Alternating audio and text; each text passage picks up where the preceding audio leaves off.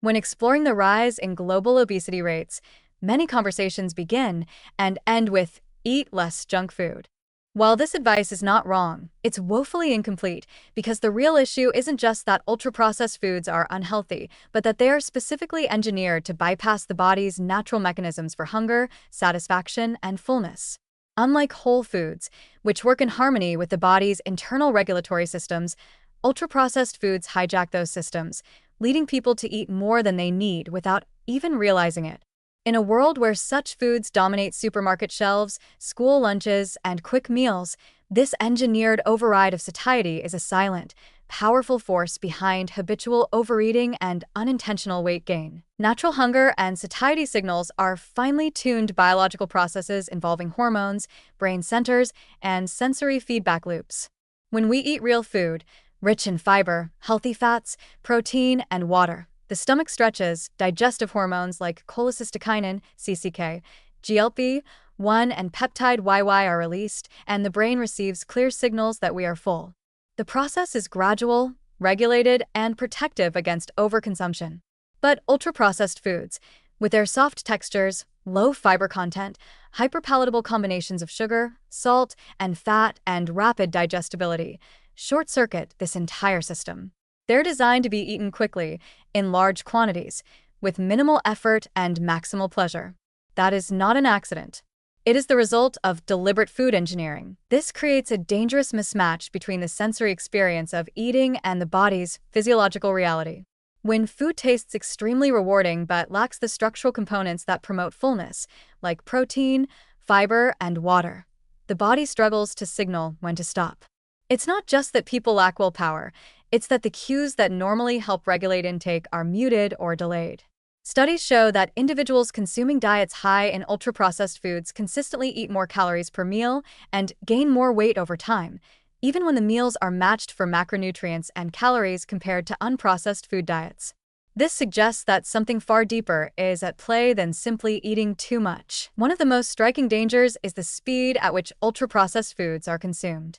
Because they are soft, low in fiber, and often require minimal chewing, they are eaten much faster than whole foods. This rapid eating doesn't allow enough time for satiety hormones to kick in. It takes about 15 to 20 minutes for the brain to register fullness. In that time, a person can consume 600, 800, even 1,000 calories from snacks or fast food without feeling satisfied. By the time the fullness hits, it's often too late. The system has been overwhelmed. There is also the issue of sensory-specific satiety, the natural tendency for appetite to decline as we eat more of the same taste or texture. Ultra-processed foods are often engineered with complex layers of flavor and texture to delay this mechanism, encouraging continued eating. Think of the alternating crunch and creaminess in a cookie, or the combination of salt and sugar in processed snack foods. These combinations stimulate dopamine release and keep the eating experience novel and engaging far longer than simple, whole foods would. This is not just a matter of taste, it's neurobiology being manipulated for profit. Another layer of concern is how ultra-processed foods affect gut-brain signaling. Over time, regular consumption of such foods may dull the responsiveness of the hormones and receptors responsible for signaling satiety.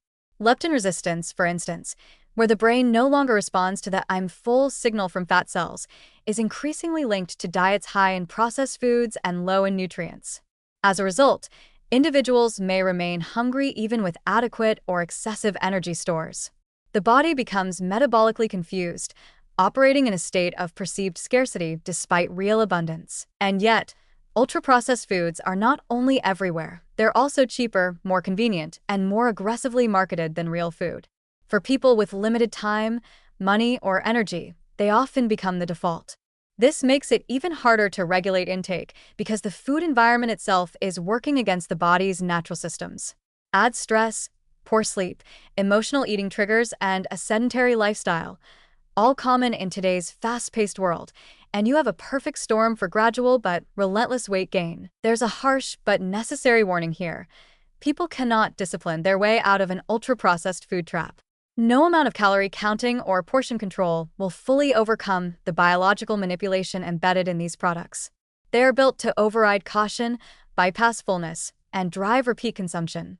If ultra-processed food makes up a significant portion of the diet, hunger regulation itself becomes unreliable. The body stops knowing when it's had enough, and the person stops trusting their own signals. Still, there is room for hope and for action. Reducing reliance on ultra-processed foods doesn't require perfection, but it does require awareness and intentional shifts. Replacing just 1 or 2 meals a day with whole food-based alternatives, meals rich in fiber, protein, healthy fat, and water, can begin to restore the hormonal and neurological cues of satiety. Cooking at home more often, slowing down while eating, chewing thoroughly, and avoiding screen distractions during meals also help reestablish the natural rhythm of fullness.